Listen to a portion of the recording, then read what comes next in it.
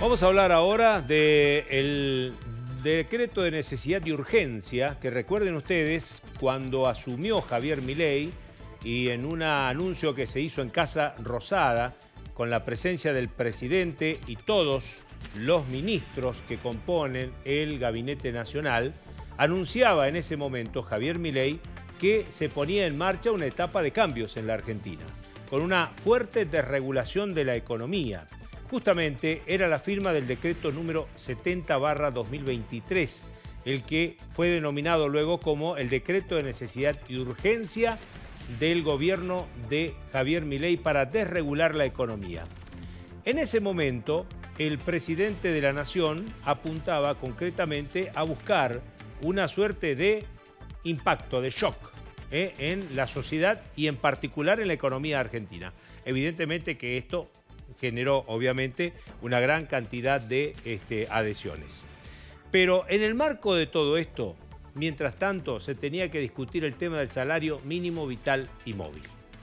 Y hoy era el día en que vencían los plazos para que el gobierno nacional dictaminara sobre el mismo. Es decir, tenía que emitir un decreto, de lo contrario, si no lo hacía hoy, quedaba vigente el último salario mínimo vital y móvil. Hoy, el vocero presidencial, Manuel Adorni, ante las cámaras y ante los periodistas en Casa Rosada, anunció que el gobierno ya tiene el nuevo mínimo vital y móvil. No se ha logrado que efectivamente las partes se pongan de acuerdo en la discusión por el salario mínimo vital y móvil. Saben todos ustedes que en caso de que esta circunstancia ocurra, el gobierno debe laudar entre las partes y fijar un salario mínimo. El mismo quedó fijado para el mes de febrero en 180.000 pesos, para el mes de marzo en 202.800 pesos. Así anunciaba el vocero presidencial esta decisión del gobierno nacional de laudar. ¿Qué dicen de la CGT? Que fue una emboscada la que tendió el gobierno nacional. Porque mientras por un lado debatía con los gremios y organizaciones sociales, por el otro lado lo hacía con empresarios, y la idea era que no se cerrara nada en esa reunión, que surgiera de un acuerdo. Claro. Sino que la última palabra quedara en poder, como vos bien indicabas, del Poder Ejecutivo Nacional, que a través de un decreto fija los nuevos pisos del salario mínimo vital y móvil. Resumiendo, Ricardo. Sí, mira, el salario mínimo vital y móvil, que está, vamos a empezar, me parece lo mejor por la parte de abajo. Ajá. Salario mínimo vital y móvil, en enero, el mes que terminó, estaba en 156.000 pesos. A partir de este mes, febrero... Este es el último acuerdo salarial vigente en la presidencia de Alberto Fernández. Alberto Fernández, que fue el último que se tomó como referencia en el marco del acuerdo entre empresarios, gobierno y sindicatos. En febrero va a pasar a 180.000 pesos, lo que supone un incremento del 15,38% respecto de esos 156. Esto en el mes que estamos transitando. Sí, claro. ¿Verdad? El mes que viene, marzo, se va a ir a 202.000 pesos, de acuerdo a la decisión que tomó el gobierno, lo que significa un 12,22% sobre el mes de febrero, los 180.000 pesos de febrero. Pero ¿cuál es el dato que indudablemente tenemos que tomar muy en cuenta acá para hacer una referencia respecto de dónde estamos parados con el salario mínimo vital y móvil? Es que lamentablemente el salario mínimo vital y móvil hoy está dentro de lo que es la indigencia. Es decir, es un salario mínimo vital y móvil indigente. Para que tengan una idea, fíjense.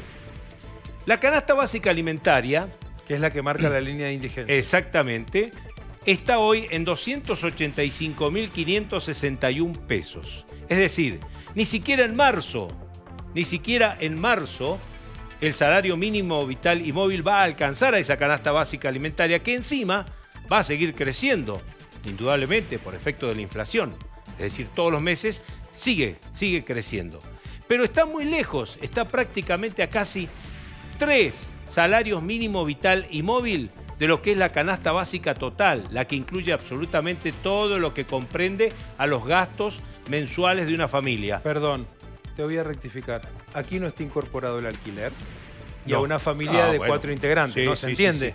Sí, pero esta es la canasta que mide el INDEC. La pobreza. Esta es la que dice, ¿sos pobre o no sos pobre en Argentina por categoría de ingresos? Bueno, está en 596.823, va a seguir creciendo. Es verdad que no se mide el tema de el alquiler, que una gran porción de los argentinos paga. De todas maneras hay que decir algo, Fernando. La inflación no le pega a todos por igual. Esto hay que marcarlo. Es decir, hay sectores a los cuales les pega menos y hay sectores que lamentablemente les pega mucho más. ¿Qué significa? ¿Tenés algo más? Porque tengo no, lo que sí quería marcar es esto. Concretamente, este número va a quedar muy atrás y es muy probable que en marzo, sí, o antes de marzo, el gobierno tenga que replantear este 202.000 pesos, porque la inflación de febrero y de marzo va a llegar prácticamente a más del 70%. Gracias, Ricardo. Ismael Bermúdez, ¿cómo te va? Buenas noches. La pregunta que te trasladamos es la siguiente, porque muchos a esta hora se deben estar preguntando, ¿y qué determina el salario mínimo vital y móvil? Yo puedo decirte que hay algunos convenios colectivos de trabajo que, por ejemplo, fijan sus escalas salariales en función de una determinada cantidad de salarios mínimos vitales y móviles, por ejemplo. O puedo llegar a preguntarte, ¿y cuando uno liquida los planes sociales o cuando uno comienza a tributar el impuesto a las ganancias por acumulación de salarios mínimos, qué otros temas podemos llegar a relacionar respecto de esta cifra que parece mágica, pero que parte a raíz de una decisión del Poder Ejecutivo Nacional? Bienvenido. Hola, ¿qué tal? Bueno, sí. Bueno, como recién bien ustedes explicaron, es un salario mínimo que está muy por detrás de la inflación del trimestre. Ustedes calculen que haciendo la suma está dando un 30% frente a una inflación en el trimestre que debe rondar el 70%.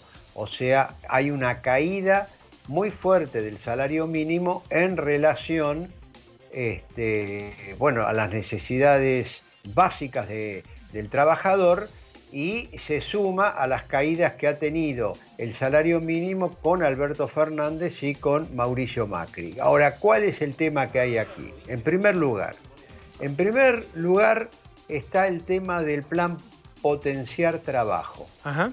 Hasta ahora, el plan Potenciar Trabajo, que abarcaba a más o menos 1 millón de personas, era equivalente al 50% del salario mínimo. O sea, si el salario mínimo se va a 180.000 pesos en febrero, ¿sí?, debería aumentar a 90.000 pesos para el Potenciar Trabajo. Lo que me están diciendo es que esto aparentemente no sería así, porque el gobierno estaría por sacar una resolución cambiando esto y desenganchando al plan Potenciar Trabajo del salario mínimo vital y móvil. Este desenganche, disculpa Ismael, esto es muy importante lo que acabas de mencionar. Este desenganche le permitiría al gobierno subir por encima de ese piso que hoy determina la ecuación, teniendo en cuenta el salario mínimo vital y móvil, y tocar esa variable sin trastocar el resto, por ejemplo. No, lo que va a hacer es tratar de que se mantenga en los 78.000 pesos actuales. Ajá. O sea, evitar que suba. El ministro Caputo, recordemos, en diciembre dijo que el plan Potenciar Trabajo debería estar congelado, que no va a haber más plata en el presupuesto 2024 para el Potenciar Trabajo, pero no se tomó ninguna medida, ninguna resolución cambiando esto de que debe equivaler a la mitad del salario mínimo. Ahora te entiendo. Ahora me dijeron de fuente del gobierno que el jueves o viernes podría salir una resolución diciendo o modificando la resolución anterior que lo fijaba en el 50% del salario mínimo. O sea, desenganchando el Potenciar Trabajo del salario mínimo. Está claro. Primer tema. Segundo tema, está la prestación por desempleo. Esa prestación por desempleo, que es para trabajadores registrados que son despedidos sin justa causa, que tienen una cierta antigüedad, que tuvieron, mejor dicho, una cierta antigüedad en la empresa, mientras no consigue trabajo durante un periodo muy pequeño, tienen derecho a cobrar entre el 50 y el 75% del salario mínimo. Arranca con el 75 y luego va descendiendo hasta el 50%, hasta que consiga o no consiga trabajo, no cobra más esa prestación por desempleo. Impuesto a la ganancia. El impuesto a la ganancia, la ley dice que el piso salarial de ganancia es de 15 salarios mínimo vital y móvil. Al ser 15 salarios mínimo vital y móvil, como estaba en 156.000 pesos, eso significaba que aquellos que ganan menos de 2.340.000 pesos quedan exentos de ganancias. Ahora viene, bueno, entonces ahora que subió el salario mínimo, ¿se vuelve a ajustar el piso salarial de ganancia? La respuesta es no. ¿Y por qué la respuesta es no? Porque la ley que votó el Congreso dice que se toma el salario mínimo vital y móvil vigente al 1 de enero. O sea, durante la primera mitad del 2024 se toma el salario mínimo vital y móvil vigente al 1 de enero. Es decir, 158.000 pesos multiplicado por 15. Con lo cual no se modifica. O sea, hay que esperar hasta el 1 de julio para volver a modificar el piso salarial de ganancias. ¿Está claro? Está claro. O sea, que cuidado con esto, porque mucha gente... El arreglo salarial o la paritaria, claro, lo tenés ahí a la vuelta. Claro, alguien que está muy cerca de 2 millones de pesos dice, bueno, yo tengo un aumento de salario, al no actualizarse, me va a pegar. puedo pasar a pagar impuesto a la ganancia, que está no claro. debería pagarlo si se actualizara correctamente. Último tema, jubilados. Hay por una ley del año 2018 se fijó que el 82% del salario mínimo lo tienen que cobrar aquellos jubilados que aportaron por lo menos 30 años sin acudir a la moratoria. Si el jubilado que aportó más de 30 años sin acudir a la moratoria, le corresponde el 82% del salario mínimo. Por lo tanto, ahora, al subir el salario mínimo a 180.000 pesos en febrero, hay 1.300.000, 1.400.000 jubilados que les corresponde un plus o un refuerzo, porque el 82% de 180.000 pesos está dando, acá tengo la cuenta, está dando 147.600 y el haber mínimo está en 105.713. De aquí surge que estos jubilados en febrero van a tener que cobrar un plus de 41.887 pesos. Muy interesante lo que acaba de Pero plantear. ojo, esto es solo para ese 1.400.000. Tal cual.